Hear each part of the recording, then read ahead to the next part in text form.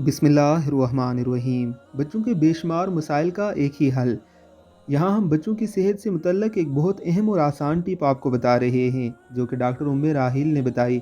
वो इन सब माओं के लिए है जो कि नई नई माँ बनी हैं या फिर उनका बच्चा थोड़ा बड़ा भी हो गया है, तो वो भी ये टिप इसके लिए इस्तेमाल कर सकती हैं। बच्चे की पैदाइश के बाद ही बच्चे की नाक में तेल लगाने की आदत डाल लें।